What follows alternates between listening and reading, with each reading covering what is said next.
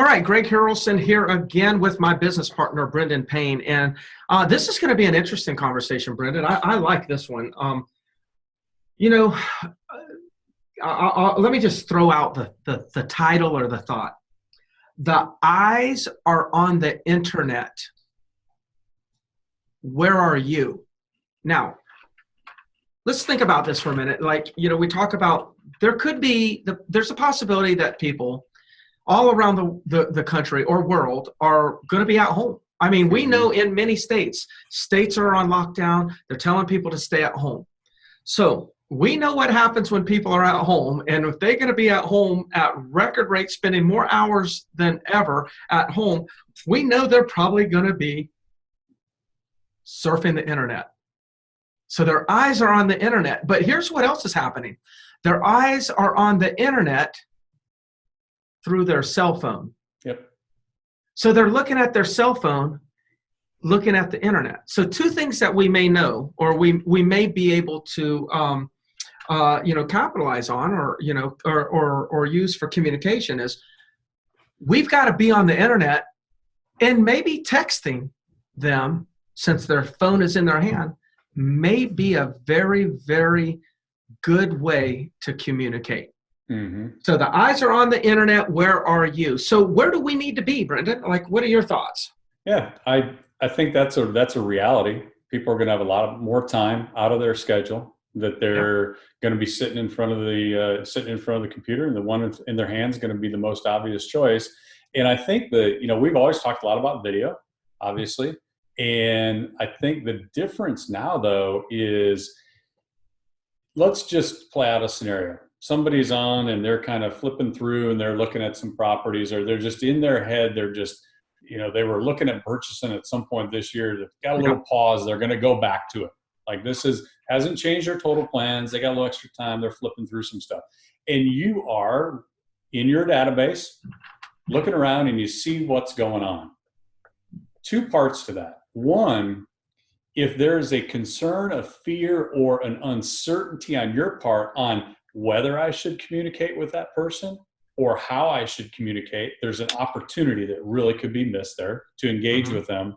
And then two, I think more than ever, as that person's sitting there engaging with you, that their first step is going to be, well, who is this person? Who really is this person? And what do they do?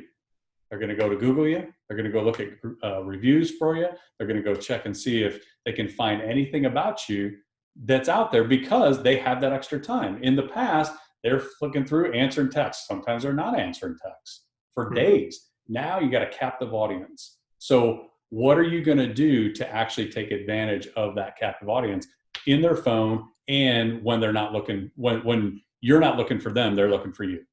Yeah. That's great. I mean, it's a great way to put it in perspective. And I agree with that, every bit of that. Another thing I just wrote down was this. It's like, can you imagine, like, assuming that fewer listings go on the market, just assuming that, there's a 30-day, 60-day gap where fewer listings are hitting the market. And at the same time that there's more eyeballs on the internet, the number of views that a new listing is going to get is going to skyrocket compared to what it was in the past. Yeah. That might be a side note, and maybe that's a whole different conversation on how to actually, how to take advantage of that. But back to, their eyes are on the internet. Where are you? So some things that we need to do. Number one, we should be posting at a minimum once a week, once a week. And you may do it every Monday and every Friday, actually posting a real estate update, just posting the numbers of what's going on via social media. That would be a great thing to do, because their eyes are going to be there. And they're probably going to start looking at things on social media that they never looked at before. Like, they may go to Facebook to look at their Facebook feed and maybe some of their friends and some of their other things.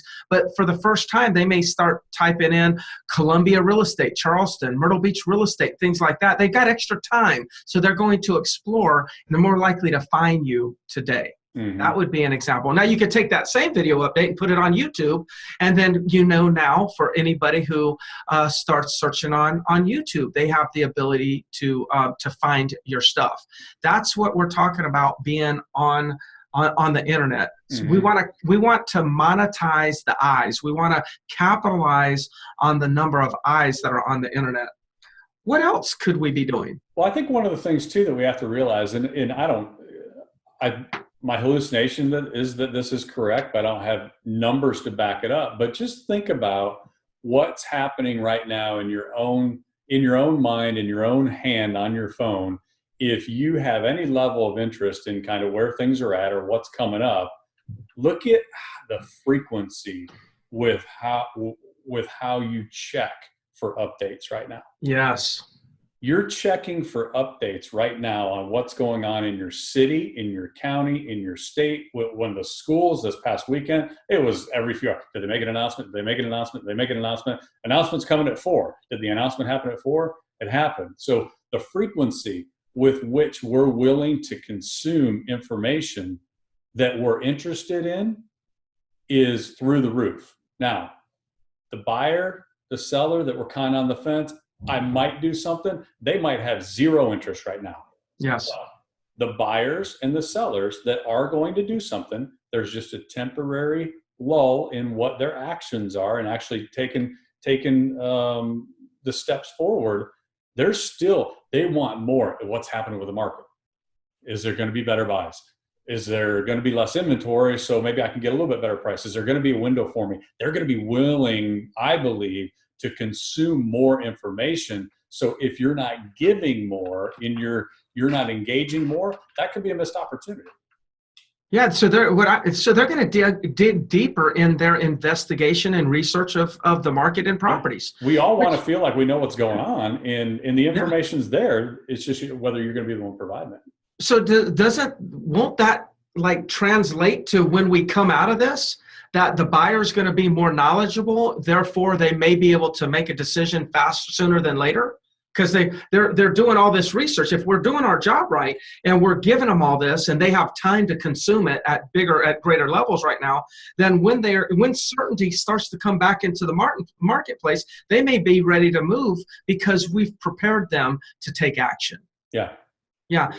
One of the reasons why I said, people's eyes are going to be on the internet, but it's going to be through their cell phone. The reason that I said that is because I think texting, people that are in your database, let's say you've captured buyers. When you see a new listing come on, you ought to text a link to the buyer. This is your buyer lead. Text them a link. So, instead of just emailing stuff, and having the auto alerts email them of a new property, make sure that for your best buyers that you sign up, you create a lookalike search. So if you've got a buyer that has a search of properties between 300 and 400,000 in 29572 zip code, you got a search like that set up, then set a lookalike search up for yourself. Set yourself up on the same exact search, and then name the search their last name. And then when you get an alert, that means they just got the same alert. And then what you can do is you could take the link and you could text them that, knowing that it just got emailed to them. You could text them that particular link and just say, hey, I was thinking about you. What do you think about this property? We know the cell phone's going to be in their hand, so they're probably going to look at that and communicate. And next thing you know, you're busy communicating back and forth with your buyer leads. Yeah. Now, that may not translate to a listing or to a sale tomorrow, but you're the one that's capturing their mind share. You're feeding them information, and they're going to do business with you when certainty comes back into play. Yeah. That's what we're talking about here. We know where their eyes are. Their eyes are on their phone and on the internet. We've got to be there. So video. The other thing is, we're making an assumption here, or I am, that if they're on their phone and they're on Facebook, some of them are going to hit the Facebook Marketplace button a little bit more than usual because they've got plenty of time. Are your listings on Facebook Marketplace? Do you have it in your business plan? Remember that 30-day business plan? Do you have it in there as one of your items? Put 2 properties on Facebook Marketplace and 2 properties on Craigslist every single day? If that's not, maybe you need to go back to a previous video, watch it about the business plan, and go ahead and add that to the plan, because there's more eyeballs on those sites right now. Yeah. Make sure that you're positioned where their eyes are pointed. Yeah, great point. Great point. Anything else? No, I think let's maybe talk a little bit about what say somebody's going to take advantage of. I've got the extra time, the eyeballs are there. They finally convinced me I'm going to go put some content out there. What is just real simple, so somebody doesn't get stopped in the how do I do this phase?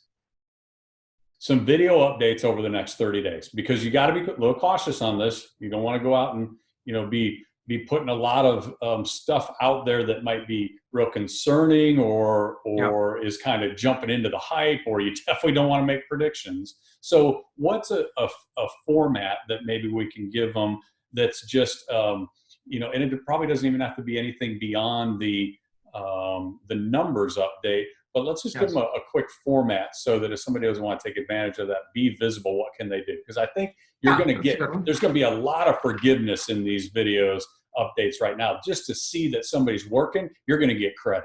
So I think it's important.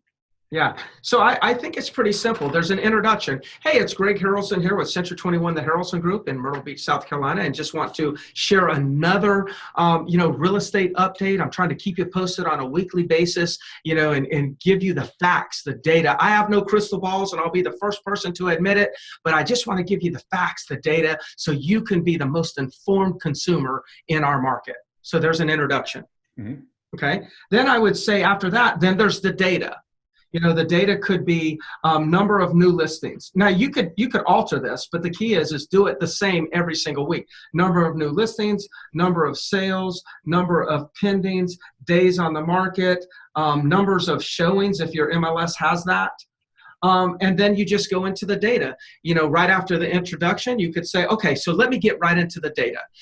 Right now in the last 7 days, 1,500 new listings came on the market. Now, on average, they're on average in our marketplace. Those new listings are averaging $297,000 as at asking prices. In addition to that, there's been 175 sales and 225 new listings went under contract just in the last 7 days. So you can see there's activity. Now the days on the market did increase from 170 days to 210 days. So it's taken a little bit longer to get properties sold, but that's the data. Hey, look, I just wanted to give you some information. If there's anything I can do for you, in the area of real estate or anything else, please just call on me. I'm Greg Harrelson with Century 21, the Harrelson Group in Myrtle Beach, and I'll be back to you within a week to give you another update. So it's intro, it's data, and it's outro. That's it. Keep it just like that. There you go. Now you got it. All right. Well, good.